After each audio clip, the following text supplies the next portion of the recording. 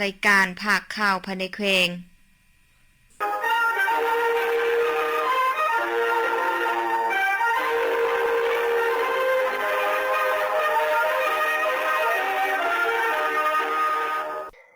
ท่านผู้ฟังที่เคารพต่อไปให้มาตรฐานรับฟังข่าวภายในแขวงที่มีหัวข้อข่าวพร้อมเนื้อในดังต่อไปนี้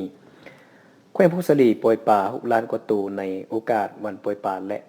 อนุรักษ์สัตว์น้ำสัตว์ป่าแห่งชาติลาวองค์การปกครองแขวงพงศลีร่วมกับแผนกกสิกรรมและสิ่งแวดล้อมและเมืองบ่อเหนือได้จัดพิธีเปิดการปล่อยป่าเนื่องในโอกาสวันปล่อยป่าและอนุรักษ์สัตว์น้ำสัตว์ป่าแห่งชาติลาวครบรอบ29ปีและวันคล้ายวันเกิดท่านประธานกสุภานุวงศ์คมรบ117 ปีโดยพิธีเปิดการปล่อยป่าได้จัดขึ้นในตอนเช้าวันที่13 กรกฎาคม 2020นี้ที่น้ำบุญเขตวังสงวนของบ้านโนนสว่างเมืองบุญเหนือเข้าร่วมมีท่านพลตรีสมพรมิตรพรกรรมการศูนย์กลางพรรคเลขาพรรคแขวงประธานสภาประชาชนแขวงมีท่านสันติเกียวยะสารรองเลขาพรรคแขวงประธานคณะกรรมการปกครองแขวงมีท่านหัวหน้าแผนกกสิกรรมและสิ่งแวดล้อมแขวงแผนกการคุ้มครองอ้อมข้างแขวงพร้อมด้วยองค์การปกครองเมืองและประชาชนเมืองบุญเหนือและน้องน้อยเยาวชนเข้าร่วม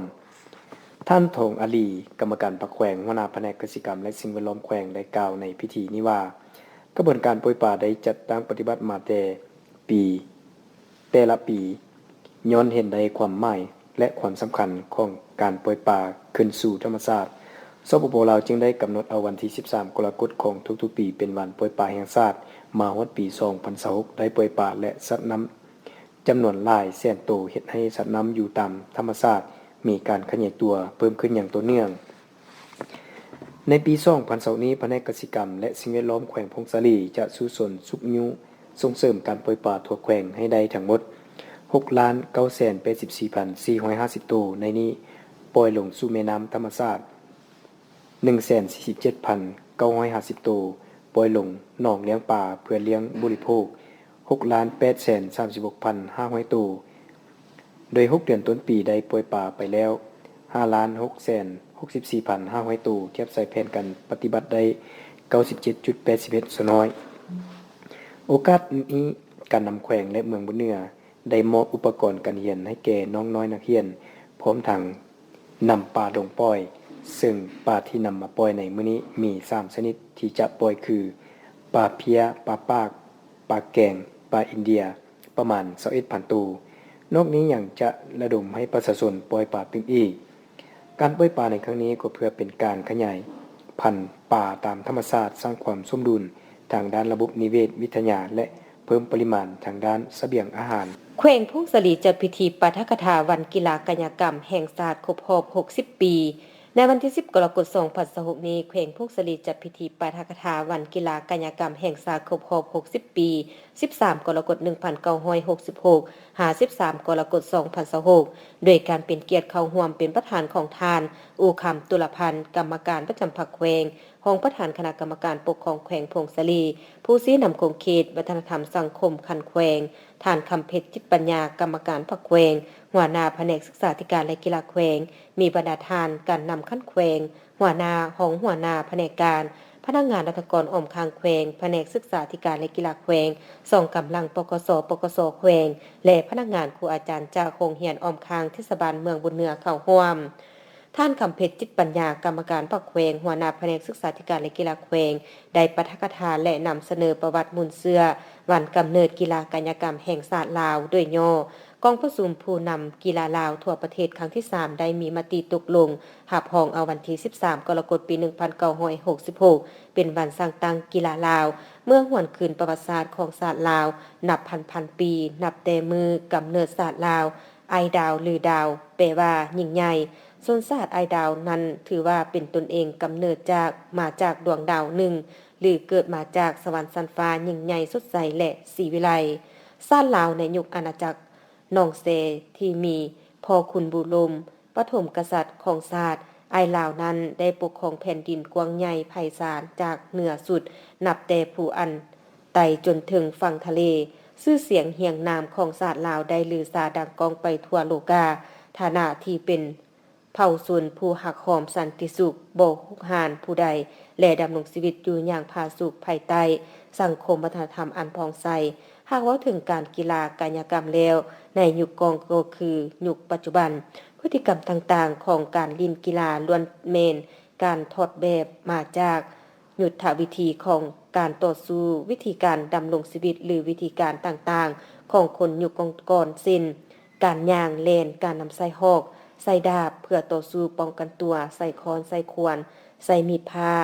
ใส่หน้าธนูและปืนแก๊ปปืนเพลิงต่างๆพลังประเทศชาติได้รับการปลดปล่อยภายใต้การนำพาของพรรคประชาชนปฏิวัติลาวเวียกงานกีฬากายกรรมได้รับการเสริมขยายยิ่งกว่าเวลาใดๆทั้งหมดกีฬาบันเตะกีฬาบานซุงของกองทัพปลดปล่อยประชาชนลาวได้สร้างชื่อเสียงเป็นแบบอย่างนำหน้าให้แก่ขบวนการกีฬาของกระทรวงกรมและแขนงการต่างๆจากศูนย์กลางลงฮอดท้องถิ่นการสร้างกีฬากายกรรมได้สร้างกระบวนการอย่างต่อเนื่องไปเคียงคู่กับเวียกงานปกปักรักษาและสร้างสรรค์ประเทศชาติภายใต้ระบบบทบาทการกีฬาได้รับการเสริมขยายออกไปสู่มหาชนนับมือนับกวางควงเติบใหญ่ขยายตัวเข้มแข็งไปด้วยปริมาณและคุณภาพซึ่งในเมื่อก่อนการกีฬากายกรรมเป็นเพียงกลุ่มหนึ่งที่ขึ้นกับกระทรวงศึกษาจนมาฮอดปี 1993 รัฐบาลจึงได้เห็นดีตกลงยกฐานะกรมกีฬาขึ้นเป็นคณะกรรมการกีฬาแห่งชาติที่มีฐานะบทบาทเทียบเท่ากระทรวงไปพร้อมๆกับการเติบใหญ่ทางด้านการจัดตั้งและจำนวนผลแล้วการเคลื่อนไหวทางด้านการแข่งขันของประเทศเพศต่างๆก็ได้มีการเปิดกว้างสู่คุณภาพใหม่เทอละก้าวในพิธีที่มีความหมายสำคัญดังกล่าวท่านอุคัมตุลพันธ์กรรมการประจำพรรคแขวงของประธานคณะกรรมการปกครองแขวงประธานพิธีได้กล่าวปราศัยพิธีบางตอนว่าเพื่อสืบต่อสร้างสาพัฒนาแขวงพงศลีให้หลุดพ้นจากความทุกข์ยากและมีความเจริญก้าวหน้าอย่างบ่หยุดยั้งต้องสุ่มสาเหตุให้ทั่วแขวงสืบต่อมีเสถียรภาพทางการเมืองอย่างนักแน่นสังคมมีความสงบมีความเป็นระเบียบเรียบร้อยและมีความปลอดภัยตั้งหน้าปรับปรุงบูรณาการเมืองประชาธิปไตยประชาชนอยู่ภายในแขวงให้ครบสุดมีความนักแน่นเข้มแข็งก่อสร้างและปรับปรุงกำลังประกอบอาวุธอยู่แต่ละคันให้ปลอดภัยให้มีความจงรักภักดีต่อพรรคต่อประชาชนมีความเข้มแข็งรอบด้านก่อสร้างและยกระดับพื้นฐานของล่างหับใส่แก่การพัฒนาการดำรงชีวิตและการแก้ไขความทุกข์ยากของประชาชนสร้างฐานแหล่งรายรับงบประมาณให้เพิ่มขึ้นติดพันกับการส่งเสริมหัวหน่วยจุลวิสาหกิจขนาดน้อยขนาดกลาง SME ให้เพิ่มขึ้นตอนท้ายพิธียังได้มอบของขวัญรางวัลชนะเลิศประเภทต่างๆให้นักกีฬาตื่มอีกกองประชุมครบคณะบริหารงานพรรคเมืองบุตรไดครั้งที่4สมัยที่7ประจำ6เดือนต้นปีและทิศทางแผนการ6เดือนท้ายปี2026กองประชุมครบคณะบริหารงานพรรคเมืองบุตรไดแขวงพงศลีครั้งที่4สมัยที่7ประจำ6เดือนต้นปีและแผนการ6เดือนท้ายปีได้จัดขึ้นอย่างเป็นทางการในวันที่9กรกฎาคม2025มานี้ที่ห้องประชุมชั้น3ของคณะประจำพรรคเมืองโดยการเป็นประธานร่วมของสหายธนุคำปิจวงศ์กรรมการประจำพรรคแขวงหัวหน้าคณะจัดตั้งแขวงผู้ชี้นำเวียกงานรอบด้านอยู่เมืองบุญใต้มีสายทองสิงห์อินทแสงกรรมการพรรคแขวงเลขาคณะบริหารงานพรรคเมืองหัวหน้าคณะสมาชิกสภาประชาชนแขวงประจำเมืองประธานคณะกรรมการป้องกันศาสตร์ป้องกันความสงบขั้นเมืองเข้าร่วมมีบรรดาสายกรรมการคณะประจำพรรคเมืองกรรมการพรรคเมืองต่างหน้าจากห้องการที่เกี่ยวข้องเข้าร่วมในกองประชุมสายทองสิงห์อินทแสงกรรมการพรรคแขวงเลขาคณะพรรคเมืองบุญใต้หัวหน้าคณะสมาชิกสภาประชาชนประจำเมืองประธานคณะกรรมการป้องกันศาสตร์ป้องกันความสงบขั้นเมืองได้มีคำเห็นต่อกองประชุมว่ากองประชุมครบคณะบริหารงานพรรคเมืองบุญใต้ครั้งนี้เป็นกองประชุมที่มีความหมายสำคัญอย่างยิ่งเพราะเป็นคิดหมายแห่งการประเมินทบทวนและตีราคาคืนพ้นแห่งการนำพาชี้นำรอบด้านของคณะบริหารงานพรรคเมืองในระยะ6เดือนต้นปีและจะได้กำหนดทิศทางแผนการมาตรการอย่างจะแจ้งเพื่อสุ่มใส่จัดตั้งปฏิบัติ6เดือนท้ายปี2026ให้บรรลุตามคาดหมายที่วางไว้ฉะนั้นเรียกร้องให้บรรดาสายผู้แทนกองประชุมจงพร้อมกันยกสูงน้ำใจรับผิดชอบในการติดตามบันทึกพิจารณาและประกอบคำคิดคำเห็นต่อกองประชุมเพื่อเฮ็ดให้กองประชุมได้รับผลสำเร็จตามระดับคาดหมายพร้อมทางกล่าวเปิดกองประชุมอย่างเป็นทางการจากนั้นสายคำลาดวงมาลัยห้องเลขาพรรคเมืองประธานคณะกรรมการปกครองเมือง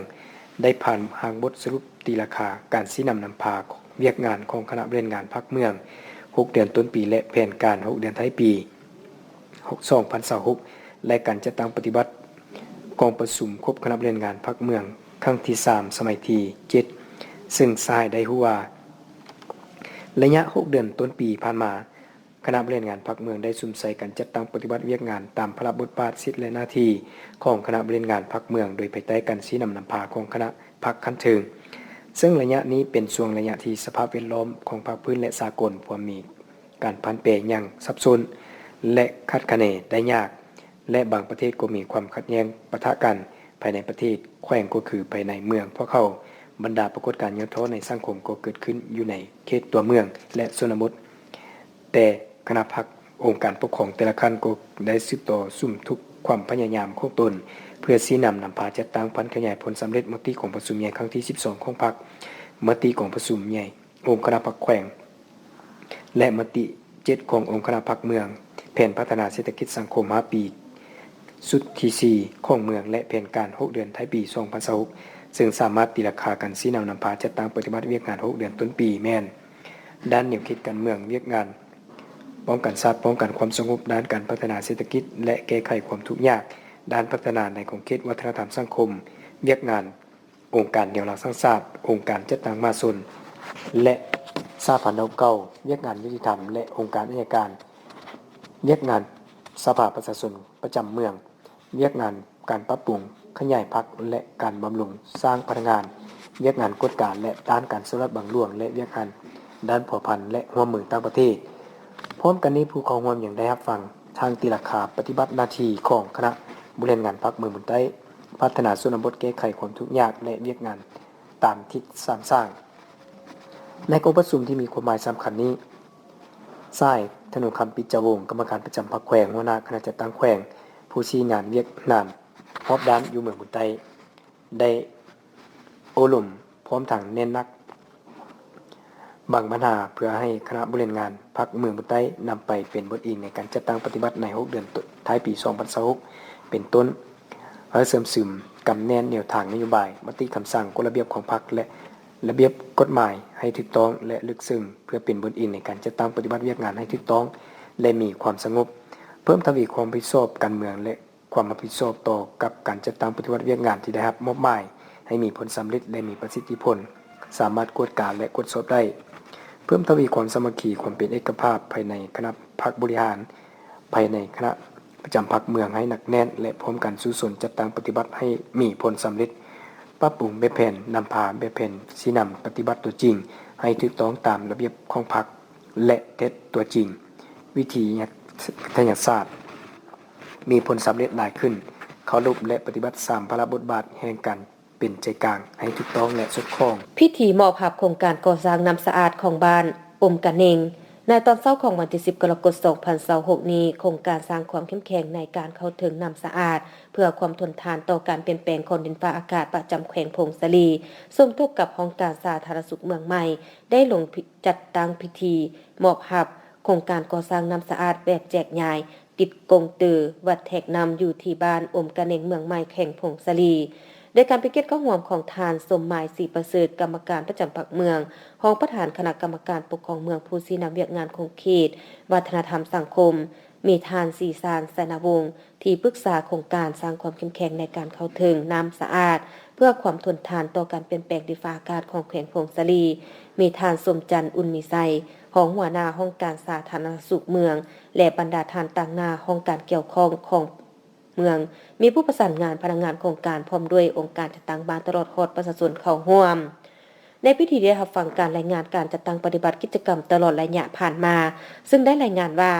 จุดประสงค์ของการก่อสร้างซ่อมแปลงระบบน้ำเพื่อปรับปรุงและก่อสร้างระบบน้ำของบ้านให้รับประกันด้านเทคนิคและให้ดีกว่าเก่าเป็นการลดพรการเฮ็ดเวียกหนักของแม่หญิงและเด็กน้อยในการไปเอาน้ำและให้มีเวลาเฮ็ดเวียกของครอบครัวหลายขึ้นสามารถให้ชุมชนเข้าถึงน้ำกินน้ำใช้ที่สะอาดปลอดภัยและเพียงพอพร้อมทั้งเป็นการป้องกันพยาธิติดต่อที่เกิดจากการใช้น้ำที่บ่ปลอดภัยและเพื่อให้ชุมชนรู้จักการป้องกันความปลอดภัยในบ้าน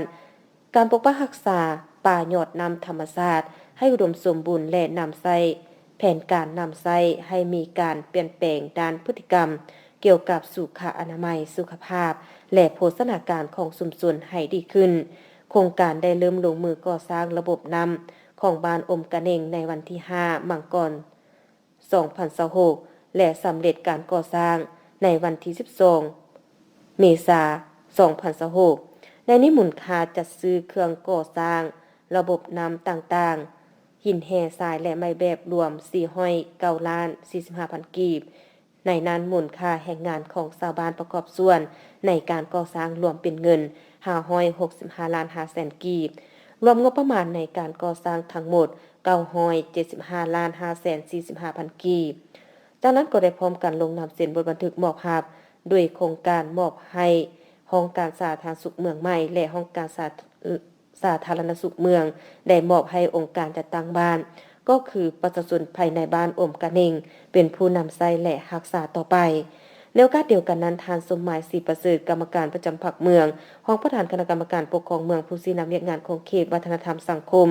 ได้มีคำเห็นโอลมก่อนอื่นท่านได้แสดงความยอมยอสมเสยต่อโครงการและองค์การจัดตั้งบ้านและประชาชนบ้านที่ได้เอาใจใส่ในการก่อสร้างกิจกรรมจนมีผลสำเร็จ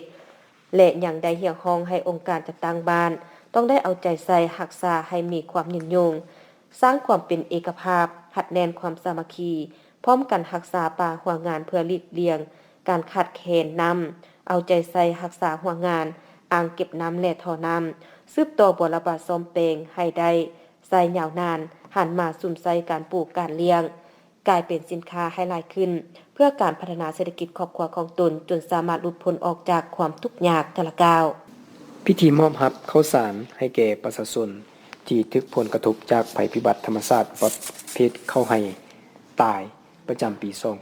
2024 ตอนเช้าวันที่ 10 กรกฎาคม 2026 นี้ทางห้องการแรงงานและสวัสดิการสังคม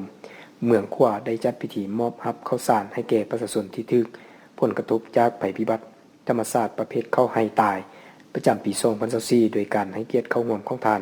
สมนึกไสยจิตรองประธานคณะกรรมการปกครองเมืองผู้ชี้นำของเขตวัฒนธรรมสังคมมีทานจันทร์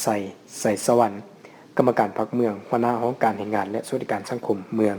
มีเลขาพรรคกลุ่มในบ้านเป้าหมายพร้อมด้วยพนักงานวิชาการที่เกี่ยวข้องเข้าร่วมในพิธีทานจันทร์ใสสวรรค์ได้ขึ้นผ่านโคตกลงคณะกรรมการปกครองเลขที่3/คปมเมืองขวาวันที่28 เมษายน 2026ว่าด้วยการอนุมัติมอบข้าวสารให้แก่ประชาชนที่ถูกผลกระทบจากภัยพิบัติประจำปี 2024 ในนี้เห็นดีให้ห้องการแรงงานและสวัสดิการสังคมเมืองมอบข้าวสารให้แก่ประชาชนที่ถูกผลกระทบจากภัยพิบัติธรรมชาติประเภทเข้าให้ตายเข้าวันที่ 7 ตุลาคม 2024 จำนวน 6 บ้านคือบ้านห้อยทองบ้านแก้วหลวงบ้านมกแพกบ้านกองวัดบ้านผลทองและบ้านพิจิตรใหม่มี161หลังคามีพลเมืองทั้งหมด894คนหญิง416คนจำนวนข้าวสารที่จะนำไปมอบมี 5,340 กิโลซึ่งเป็นมูลค่าทั้งหมด106 ล้าน 8 แสนกีบโอกาสนี้ทานสมนึกไสยจิตห้องประธานคณะกรรมการปกครองเมืองผู้ชี้นำของเขตวัฒนธรรมสังคมขั้นเมืองได้มีคำเห็นโอลมซึ่งยามได้ภาครัฐบาลก็ได้เป็นห่วงเป็นใยต่อประชาชนโดยเฉพาะผู้ที่ถึกประสบภัยทางธรรมชาติเหตุให้ได้รับการบรรเทาทุกข์และฟื้นฟูชีวิตคืนสู่ภาวะปกติพร้อมทั้งเกามอบข้าวสารดังกล่าวให้6บ้านที่ถึกผลกระทบจากภัยธรรมชาติและคืนรับโดยเลขาพรรค6บ้านตามลำดับห้องการยุติธรรมเมืองสัมพันธ์แขวงพงศลีลงเคลื่อนไหวจัดตั้งปฏิบัติเวียกงานโฆษณาเผยแพร่กฎหมายและให้การช่วยเหลือทางด้านกฎหมายแบบเคลื่อนที่อยู่ที่กลุ่มบ้านแสงดาวเฮืองในวันที่ 8 กรกฎาคม 2026 ผ่านมานี้ห้องการยุติธรรมเมืองสัมพันธ์แขวงพงศลีได้ลงเคลื่อนไหวจัดตั้งปฏิบัติเวียกงานโฆษณาเผยแพร่กฎหมายและให้การช่วยเหลือทางด้านกฎหมายแบบเคลื่อนที่ให้ประชาชนอยู่กลุ่มบ้านแสงดาวเฮืองเมืองสัมพันธ์นำพาโดยทานคำพันธ์เกียววิไลกรรมการประจำพรรคเมืองผู้ชี้นำเวียกงานปกป้องกฎหมายมีทานบัวรองเพ่งเมืองคูนเลขาหน่วยภาคหัวหน้าห้องการยุติธรรมเมืองพร้อมด้วยคณะทีมงานเมืองมีทานสีสัมพันธ์สุริวันประธานกลุ่มเซงดาวเฮืองให้เกียรติรับฟังของบรรดาเลขาพรรคในบ้านมาจากหากบ้านของกลุ่มเซงดาวเฮืองตลอดหอดองค์การจะตั้งบ้านและประสุนเข้าร่วม จุดประสงค์ในการเคลื่อนไหวลงสู่นิวเวียกงานโฆษณาเผยแพร่กฎหมายและให้การช่วยเหลือทางด้านกฎหมายแบบเคลื่อนที่ก็เพื่อเฮ็ดให้องค์การจัดตั้งบ้านและประชาชนบรรดาเผ่าภายในบ้านได้รับรู้และเข้าใจต่อแนวทางนโยบายของพรรครัฐธรรมนูญกฎหมายระเบียบการของรัฐที่วางออกแต่ละระยะเพื่อสร้างสติเคารพกฎหมายให้แก่ประชาชนบรรดาเผ่าให้หลายขึ้นการลงเคลื่อนไหวเผยแพร่ในครั้งนี้แม้นได้รับฟังการเผยแพร่เอกสารมี4เอกสารคือดำรัสว่าด้วยการไกล่เกลี่ยข้อขัดแย้งคันบ้านกฎหมายว่าด้วยทะเบียนครอบครัวกฎหมายว่าด้วยยาเสพติดและกฎหมายว่าด้วยการต้านและสกัดกั้นการค้ามนุษย์ซึ่งให้เกียรติเผยแพร่โดยทานบัวรองเพ่งเมืองคูณเลขาหน่วยภาคหัวหน้าห้องการยุติธรรมเมืองและบรรดาคณะทีมงานเมืองซึ่งให้รู้ว่าการค้ามนุษย์แม่นการซอกหาลักพาตัวการเคลื่อนย้ายหรือนำส่งหับเอาคนอยู่ภายในหรือต่างประเทศการให้บอนพักเสาหรือรีโซนด้วยการขนควายแนะนำตัวยัวหลอกลวงสื่อจางจอบออยยุยงสวยใส่อำนาจบังคับนาบคูผูกมัดโดยนิสินการเอาเด็กมาเลี้ยงหรือเอาเด็กเป็นลูกเลี้ยงแอบเฟงมันหมายแต่งดองแอบเฟงการให้ถือพาขอทานและการถ่ายรูปภาพแสดงเผยแพร่สิ่งละมกหรือโดยรูปการอื่นเพื่อขุดหิดแห่งงานขุดหิดทางเพศเป็นขาดหาดคำโสเพณีบังคับให้เป็นโสเพณีเอาอวัยวะต่างๆเข้าห่างกายไปขายและสิ่งอื่นๆที่ขัดกับกฎหมายและวัฒนธรรมอันดีงามของชาติหรือจุดประสงค์อื่นเพื่อหาผลประโยชน์ในตอนท้ายกองประชุมท่านคำพันธ์แก้ววิไลได้มีคำเห็นโอรมซึ่งท่านได้แสดงความยอมยอสมเสยต่อบรรดาองค์การจัดตั้งบ้านทุกคันตลอดหอดประสนที่มีความตั้งใจรับฟังการเผยแพร่บรรดาเอกสารต่างๆมีความรู้ความเข้าใจเกี่ยวกับกฎหมายจะเป็นพื้นฐานที่ดีในการปกป้องกันตัวเองบ่ให้ตกไปสู่การกระทำผิดโดยเฉพาะแม่นปัญหาปรากฏการณ์ย่อท้อในสังคมพร้อมทางเหียงห้องให้หาองค์การจัดตั้งบ้านเป็นเจ้าการและเป็นแบบอย่างในการจัดตั้งปฏิบัติระเบียบกฎหมายพร้อมนี้เอาใจใส่สร้างความสามัคคีระหว่างบ้านต่อบ้านให้มีความหัดแน่นหลายขึ้นติดพันกับการสร้างเศรษฐกิจครอบครัวการรักษาหิตของประเพณีของเผ่านอกนี้ให้เอาใจใส่ศึกษาผมให้ประสนสุขยูลูกหลานตนเองเข้าโรงเรียนและพร้อมทางซีนำพาประสนภายในบ้านตนเองสร้างกระบวนการเอาแห่งงานทางขอบเขตความรับผิดชอบระหว่างบ้านต่อบ้านให้มีความสะอาดและพร้อมทางสกัดการบรรดาปรากฏการณ์แนวทอต่างๆภายในบ้านเป็นต้นแม่นปัญหายาเสพติดและอื่นๆตื่มอีกเมืองขั้วสร้างกระบวนการอนามัยรวมตอนเช้าวันที่9กรกฎาคม2026ผ่านมานี้เมืองขั้วแขวงพงศลีได้สร้างกิจกรรมเช้าหนุ่มตะลุมบอนจิตอาสารักษาสิ่งแวดล้อมเพื่อความสะอาดจบงามโดยการคงความของทานอุดรบีลจิตกรรมการประจำพรรคเมืองหัวหน้าคณะจัดตั้งเมืองมีกรรมการพรรคเมืองหัวหน้าห้องการพนักงานรัฐกรอมค้างเมืองเขาร่วมการสร้างขบวนการครั้งนี้ก็เพื่อเป็นการคำนับรับตอนวันบุญสำคัญของพรรคของชาติเพื่อปลุกจิตสำนึกให้แก่ประชาชนพนักงานรัฐกรสาวหนุ่มเยาวชนบรรดาหัวหน่วยธุรกิจให้มีความตื่นตัวเป็นเจ้าการในการรักษาสิ่งแวดล้อมบททีมขี้เหงื่อสะสายสร้างความรับรู้ให้ทั่วสังคมรับรู้ถึงผลสุดท้ายของการทีมขี้เหงื่อสะสายบ่ถูกตามระเบียบและกฎหมายสิ่งแวดล้อมปัจจุบันนี้เห็นว่าปัญหาขี้เหงื่อนับเพิ่มขึ้นซึ่งได้สะท้อนถึงการดำรงชีวิตเป็นต้นสิ่งกินเหม็นเปื้อนสร้างภาพพจน์อันบ่ดีต่อเวียกงานส่งเสริมการท่องเที่ยวและอื่นๆจุดประสงค์เพื่อประกอบส่วนปฏิบัติ2นาทียุทธศาสตร์คือปกปักรักษาและสร้างสรรค์พัฒนาโดยติดพันกับกระบวนการแข่งขันรักษาและพัฒนาโดยติดพันกับกระบวนการแข่งขันรักษาและพัฒนากระบวนการ3 สกระบวนการ4บุกของสนุม3ดี4ฮูของเยาวชนให้แท้ถึงปรากฏผลเป็นจริงเพื่อเป็นการปลุกจิตสำนึกให้พนักงานรัฐกรประชาชนหัวหน่วยธุรกิจสนุมเยาวชนถือเอาการรักษาอนามัยสิ่งแวดล้อมเป็นปัญหาสำคัญในชีวิตทีมขี้เหงื่อที่เมืองกำหนดไว้โบทีมสะสายสำคัญที่สุดส่งเสริมให้สาวหนุ่มวัยหนุ่มที่มีจิตอาสาอยากเห็นบ้านเมืองมีความสะอาดจบงามอยากประกอบส่วนสร้างสังคมด้วยการสร้างกิจกรรมเก็บขี้เหงื่อร่วมกันอาทิตย์ละครั้งทั้งเป็นการส่งเสริมย่างออกกำลังกายตอนเช้าเฮ็ดให้สุขภาพแข็งแรงจิตใจโปร่งใสห่างไกลสิ่งเสพติด พื่อเป็นการดึงดูดนักท่องเที่ยวทั้งภายในและต่างประเทศให้มีความสนใจเข้ามาเที่ยวชมธรรมชาติและรับประทานอาหารที่เป็นเอกลักษณ์ของเมืองขัวทั้งเป็นการสร้างกระบวนการต้อนรับวันบุญสำคัญต่างๆต่อไปให้วัฒนธานมารับฟังพยากรณ์อากาศประจำวันที่13 กรกฎาคม 2026สภาพรวมความกดดันต่ำของอากาศร้อนอย่างปกคลุมอยู่ทั่วทุกภาคของประเทศลาวสมทบกับลมตะวันตกเฉียงใต้พัดปกคลุมด้วยกำลังแรงซึ่งจะเฮ็ดให้